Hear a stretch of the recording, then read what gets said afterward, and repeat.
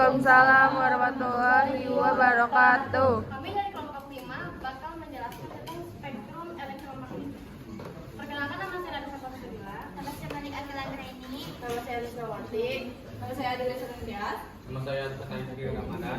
Pembahasan pertama bakal dijelaskan oleh Adel. Pengertian gelombang elektromagnetik. Gelombang elektromagnetik adalah gelombang yang dihasilkan dari perubahan medan listrik dan medan magnet yang saling tegak lurus. Nah, di sini kita bisa lihat ada sumbu X, sumbu Y, dan sumbu Z. Sumbu X itu arah namanya, sumbu Y itu ada medan listriknya, sumbu Z itu medan magnetnya. Nah, ketika medan listrik itu berubah secara sinusoidal, itu akan menghasilkan medan magnet.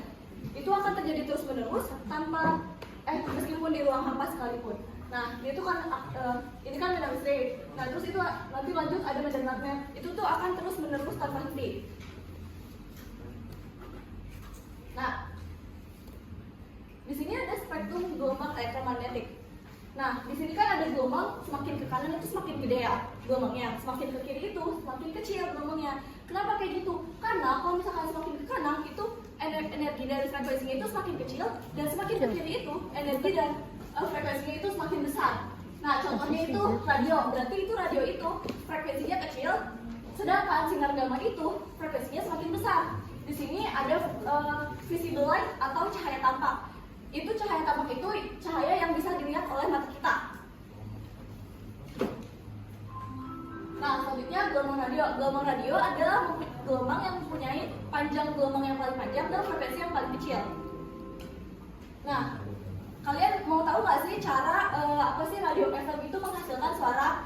Yang pertama itu suara diubah jadi sinyal analog, lalu dimodulasi menjadi gelombang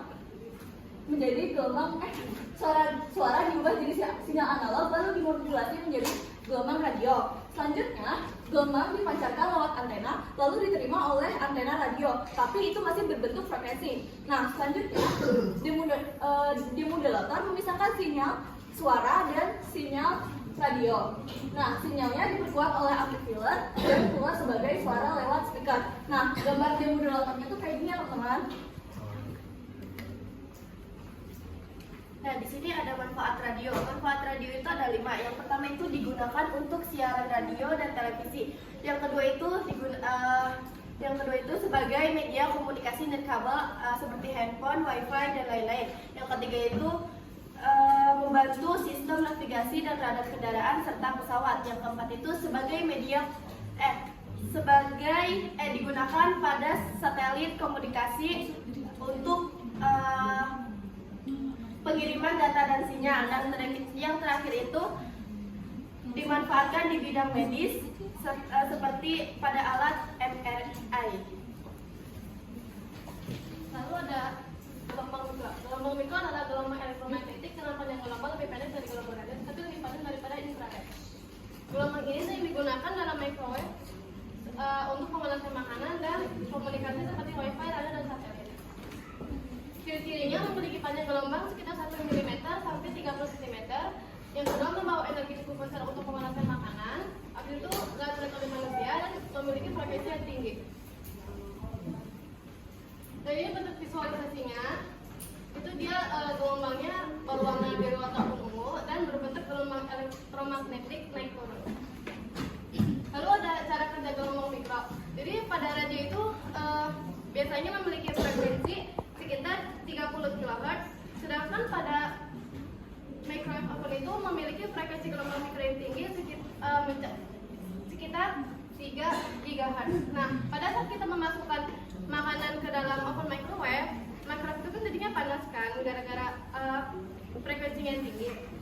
Makanan itu jadi panas karena dia menyerap radiasi yang ada di dalam ovennya, gitu.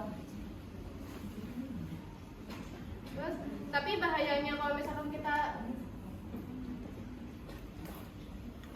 kalau misalkan terlalu sering makan makanan yang dimasukkan ke microwave ataupun kita teledor dalam penggunaannya, itu bisa menyebabkan penyakit termasuk kanker. Lalu ada sinar infrared atau adalah gelombang elektromagnetik yang membawa panas, memiliki panjang gelombang lebih padat dari cahaya tampak, tetapi lebih pendek daripada gelombang mikro. Digunakan biasanya buat remote TV, kamera thermal, dan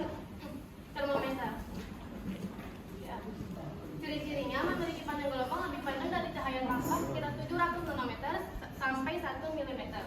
Bersifat membawa radiasi panas, tidak terlihat oleh mata manusia, ini dihasilkan oleh benda panas, tapi dibentuk manusia memancarkan sinar IR. Ini bentuk visualisasinya, warnanya itu warna gelombangnya biasanya oranye atau orange, merah atau orange. Sedangkan pada kamera thermal biasanya itu berwarna merah kuning.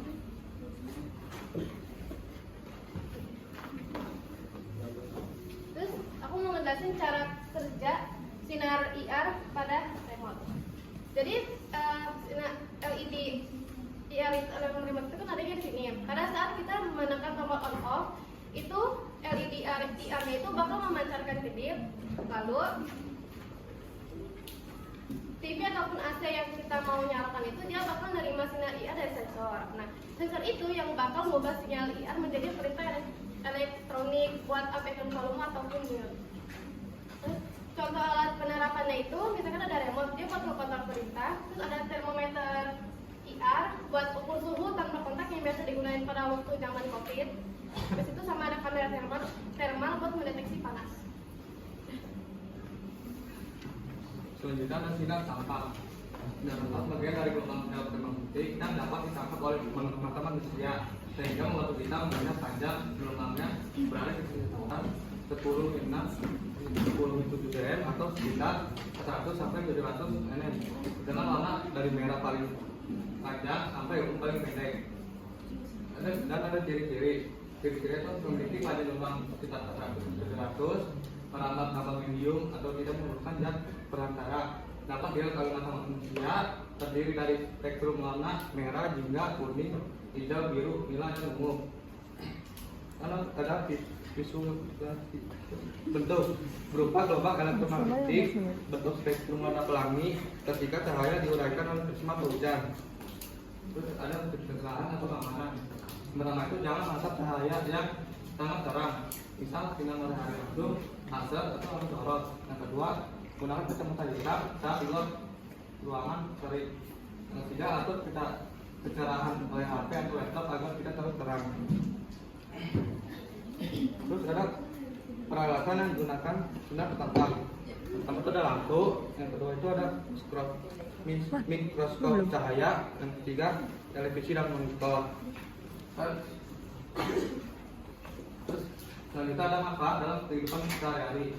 Pertama itu membantu penglihatan manusia dan hewan. Kedua digunakan untuk pencahayaan lampu sensor. Yang ketiga membantu identifikasi warna pakaian, lampu lintas dan lain-lain. Dan yang terakhir contoh penerapan kehidupan sehari-hari. Yang pertama itu melihat objek di sekitar, lampu penerangan di rumah, dan terakhir kamera HP saat mengambil foto. Kayak di sini ada sinar UV. Sinar UV itu radiasi elektromagnetik tak terlihat dari matahari dengan panjang gelombang lebih pendek dari cahaya tampak. Dikenal karena dampaknya pada kulit seperti pembentukan vitamin D atau sunburn. Di sini ada ciri-ciri dari UVA atau UV. UVA itu biasanya 315 sampai 400 nm. Menembus hingga lapisan epidermis menyebabkan penuaan dini. Penuaan dini itu kayak misalnya di wajah kita tuh lebih sering terpapar sinar matahari tuh penuaan dini itu kayak keriput. Yang kedua ada UVB. UVB itu 280 sampai 315 nm. Menyebabkan sunburn dan membantu produksi vitamin D. Di sini ada cara pencegahannya. Cara pencegahannya itu kita menggunakan sunscreen SPF-nya terserah tapi minimal 30 PA++. Terus ada bentuk dan cara kerja. UV itu berbentuk gelombang energi, bukan benda. Energinya diserap oleh kulit.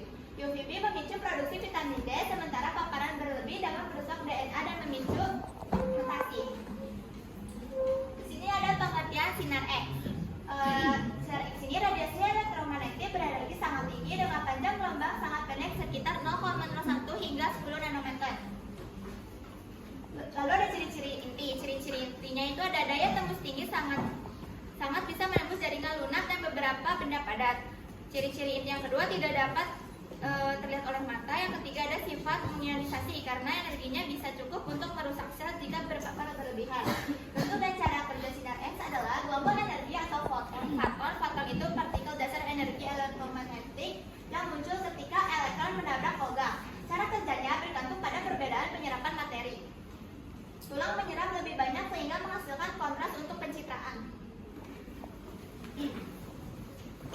Nah, di sini ada sinar gamma. Sinar gamma itu adalah radiasi elektromagnetik berenergi sangat tinggi dengan panjang gelombang sangat pendek dihasilkan oleh inti atom yang tidak stabil.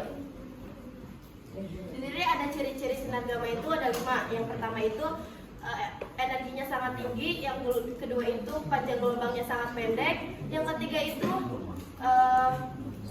tidak punya massa dan muatan, yang keempat bisa menembus bahan padat, yang terakhir bisa mengionisasi atom yang dilewati. Nah, di sini ada contoh alami. Di sini ada contoh alami dari sinar gamma. Dah.